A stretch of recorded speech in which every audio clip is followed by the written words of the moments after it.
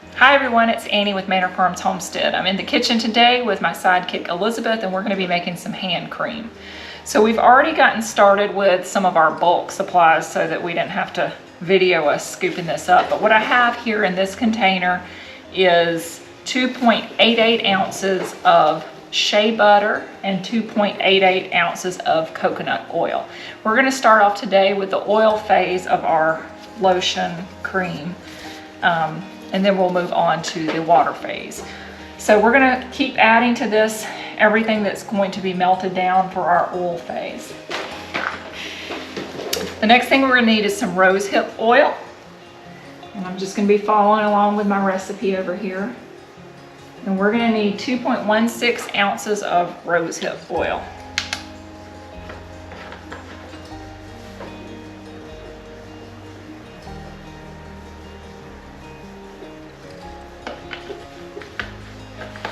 Next, we're gonna need our avocado oil. So for our avocado oil, we're gonna need 3.6 ounces. We're gonna zero this out again. Now you can substitute sweet almond oil for your avocado oil. That was my original recipe.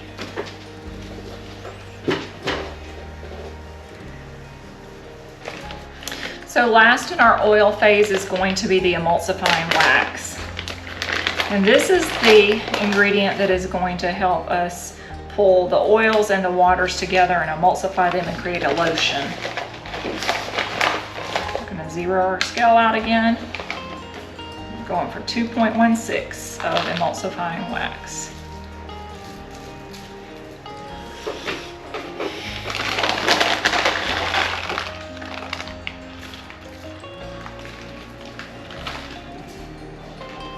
All right, there we go.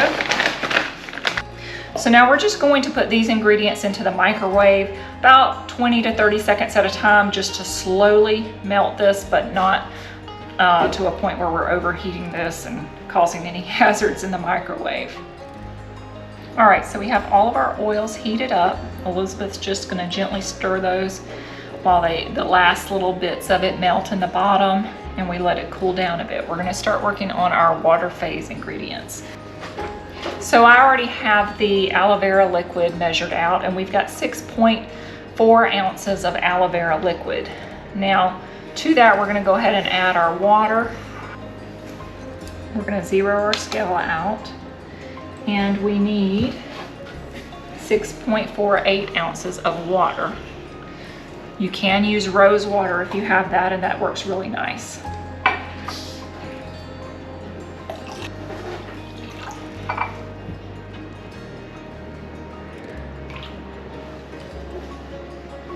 Okay, I'm gonna zero out again. And to this, we're going to add our glycerin, which is 4.32 ounces.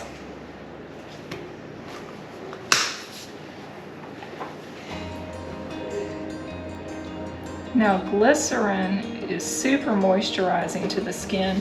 It's one of the reasons that natural homemade soap is somewhat moisturizing as compared to commercial soaps, because the glycerin is left into natural soap. But anyway, the glycerin is a super ingredient in this cream.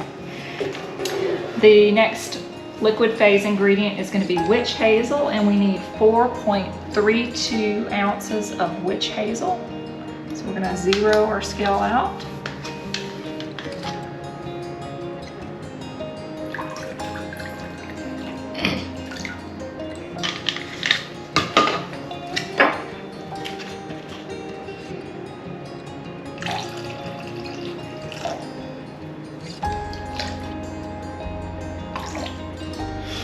All right.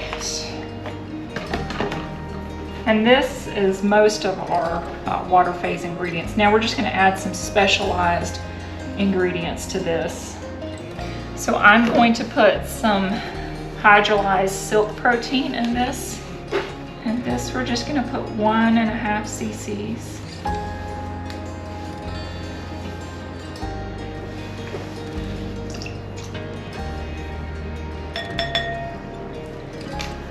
You can put other types of hydrolyzed proteins like peptides and stuff in the lotion, and that works really well as additional fancy ingredients that make it really nice. So this is our water phase ingredient bowl. The next thing we're going to move on to is the dry ingredients that we'll add as well. So we're going to get us a dry bowl and get this zeroed out. I'm going to move on to our vitamin C powder. So we are going to use a 1/2 teaspoon of vitamin C powder. This is a 1/4 teaspoon, so we're going to need 2 of these. And make sure on your vitamin C powder it is cosmetic grade. It makes a big difference because this is a super finely ground vitamin C powder. Some of the vitamin C powders will be a little bit grainy, and you certainly don't want that in your lotion. We've got some ferulic acid. This helps to stabilize the vitamin C and the hyaluronic acid that we're going to be using. This is an antioxidant. We're also using a 1/2 teaspoon of it. All right, so we're going to use a 1/2 teaspoon as well of hyaluronic acid. And hyaluronic acid will pull moisture into the skin.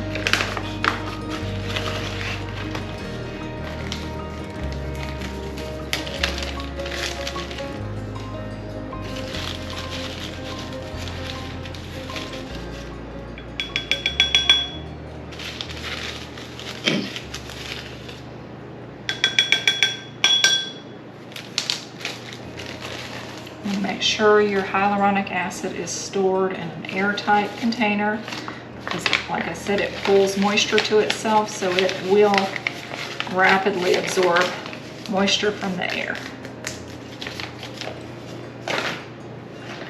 Now I also have a little bit of allantoin powder, and this is just helpful to the feel of the skin in the lotion. We're going to put an 1/8 teaspoon of, I'm sorry, an 1/8 teaspoon of that.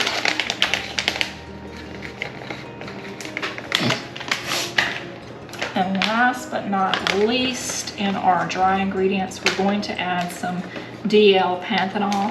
This is something that they actually put in a lot of shampoos. It adds some slick slide to shampoos, but also does the same for your lotion. It's moisturizing to the skin.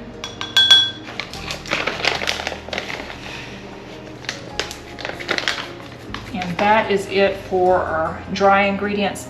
One other thing that we do need to add to our oil phase that I didn't mention earlier is the vitamin E oil and our fragrance oil. So we're going to go ahead and get those added in right now.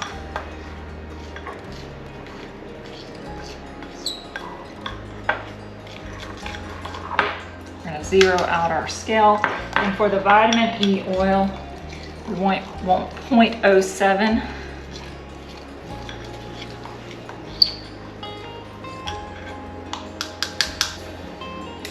And our fragrance oil, we are actually using an English rose fragrance oil. You can use essential oils. If you're going to use essential oils, my recipe actually calls for that.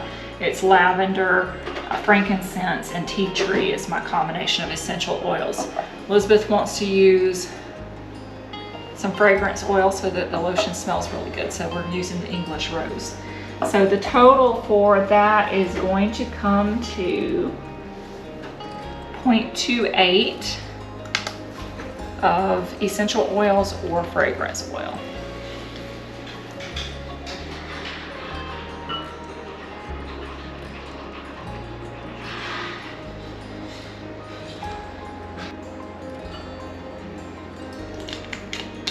All right.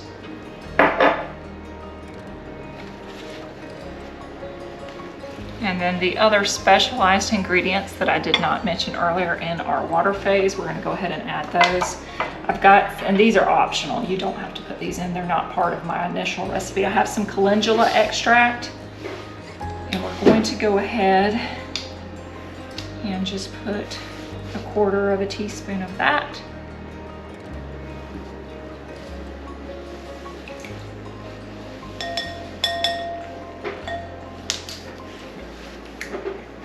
I also have some nicotinic acid, a 5% serum here.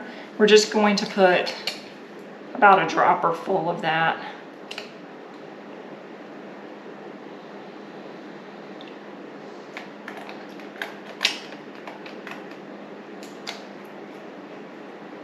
All right, so each of those were about 0.05 ounces. What we're going to do first is add our powdered ingredients to our liquid ingredients. And I'm just going to shake it gently on the top because the hyaluronic acid is going to start forming a gel with that liquid. And we want to get it mixed in as quickly as possible. And you can see how that hyaluronic acid basically forms a gel with the liquid very quickly. So it's honestly hard to mix this in with a spatula, but don't worry, we have an emulsion blender that's going to blend all of this up. Okay, Elizabeth, we're going to get this out of here. Get all of our good ingredients back down in there. And set those back in your cup. I'm going to go ahead and take our immersion blender and gently pulse.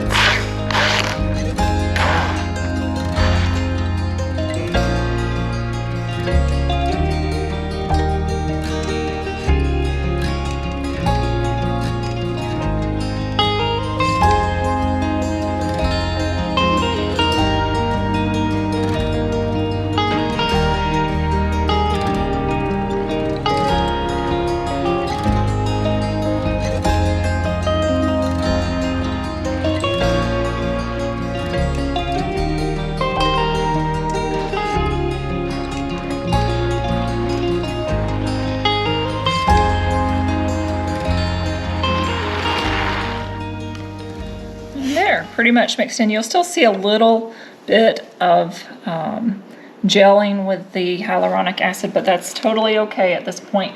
We're going to get a larger bowl for the emulsification process so that we don't slosh this everywhere when we get to mixing.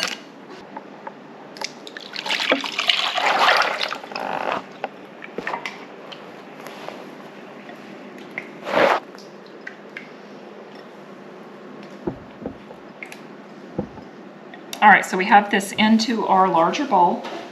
We're gonna get ready to slowly add our oil phase into our liquid phase while we're emulsifying with our emulsion blender. All right, very slowly, Elizabeth.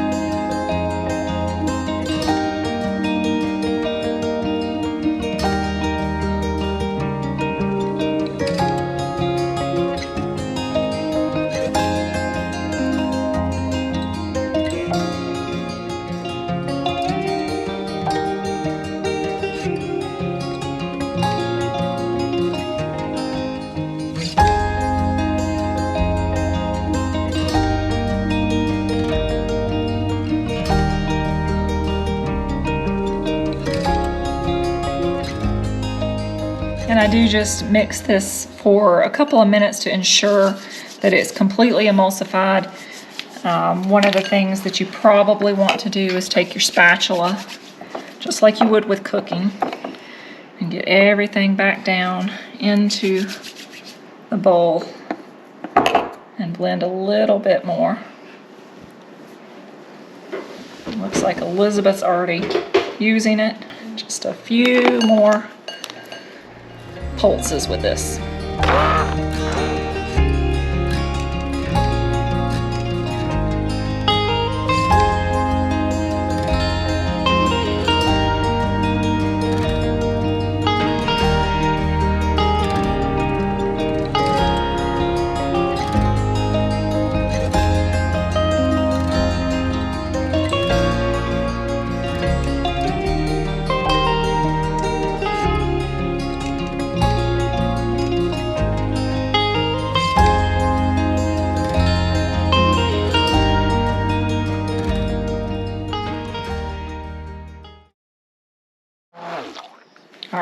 that is it.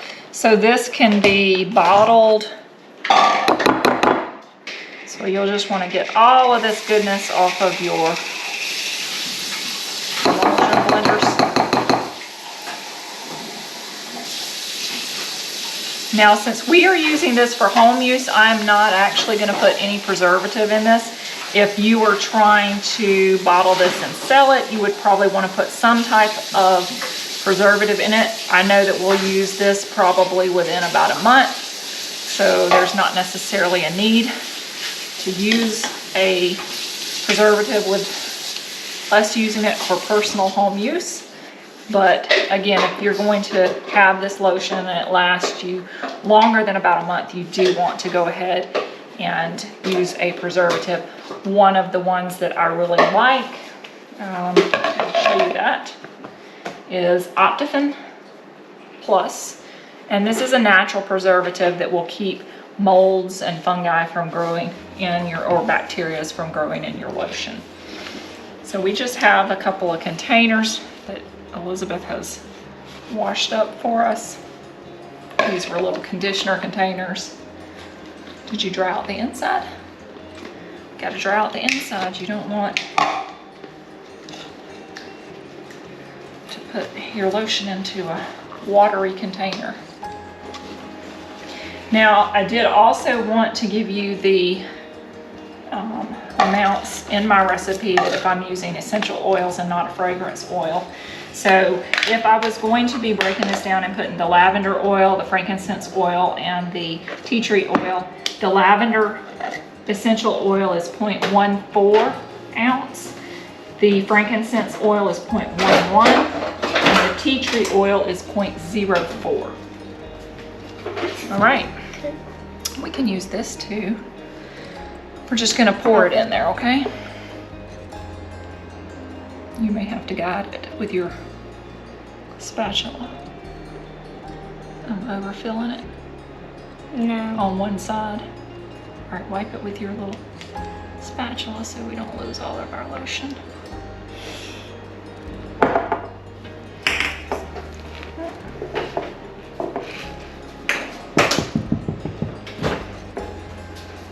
Okay. Now, we'll fill our other container.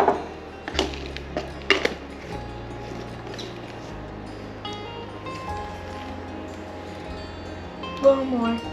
You want Good. a little bit more in the other one? Okay.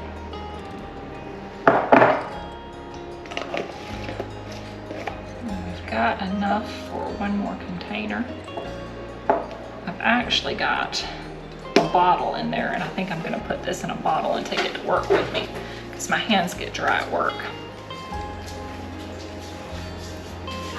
But I use it all over me while I'm making it.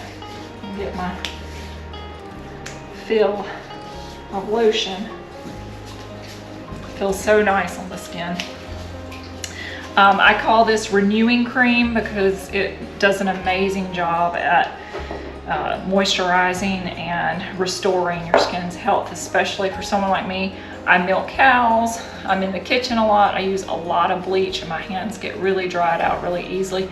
I garden, get dirt around my cuticles, under my nails, and then I'm scrubbing trying to get that out. So my hands really take a beating here on the homestead. And this cream is the best stuff that I've ever made to kind of restore the moisture and appearance of younger looking skin on the hands. So hopefully you'll try this recipe and really enjoy it like we do. And hopefully you learned something from today's video. I think Elizabeth has been after me to make this lotion for a little while. We've got to stay on track with keeping some in the house instead of going so long between making it.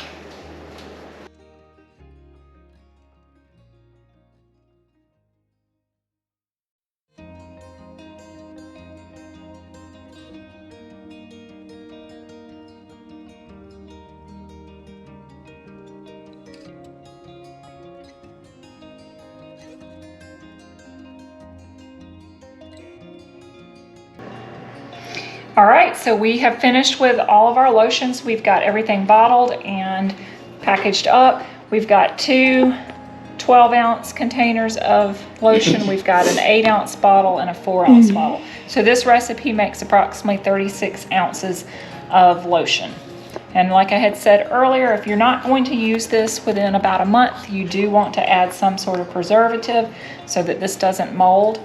But if you're going to use it quickly at home, then certainly less preservatives are better. So very pleased with how this turned out. I hope you'll try the recipe.